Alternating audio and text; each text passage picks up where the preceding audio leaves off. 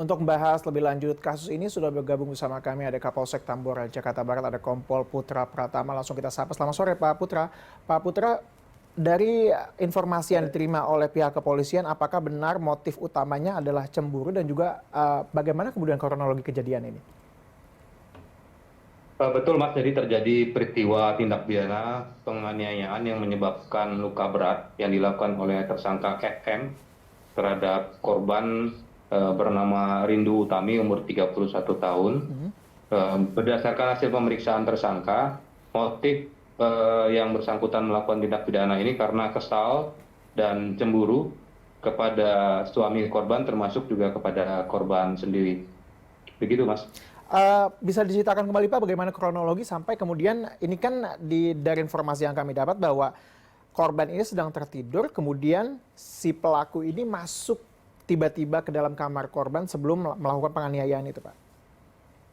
Betul, jauh hari sebelum terjadinya peristiwa pidana ini yang terjadi pada hari Senin, tanggal 11 September, sekitar pukul 5 dini hari. Jauh sebelum itu sebenarnya sudah terjadi pengancaman-pengancaman akan membunuh kedua pasangan ini yang dilakukan oleh tersangka. Oke. Tapi oleh korban dan suaminya itu hanya dianggap sebagai omong kosong. Nah, pada dini hari itu, sekitar jam 5, si tersangka ini langsung naik ke lantai 2, kemudian mendobrak pintu, membawa pisau cutter, langsung menyerang secara membabi buta ke korban, sehingga menyebabkan luka dari bawah mata sebelah kanan, langsung sampai ke kiri, ke pipi kiri, sehingga menyebabkan luka sepanjang 15 cm. Di rumah sakit dijahit hingga sampai 25 jahitan. Pada saat kejadian apakah sang suami juga ada di lokasi Pak? Pada saat kejadian, korban dan suaminya sedang tidur bersama di satu lokasi. Yang diserang pertama adalah korban dulu, dan niat dari tersangka ini sebenarnya akan melukai dua-duanya, suami dan istri ini. Tapi keburu diamankan oleh suami, orang tuanya, dan juga warga sekitar.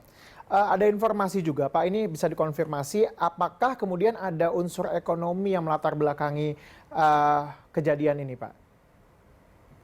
Berdasarkan keterangan tersangka ini sudah kenal dengan suami korban sejak 1,5 tahun yang lalu. Mereka berpacaran, tetapi suaminya ini menikah akhirnya, mantan pacarnya ini akhirnya menikah dengan orang lain.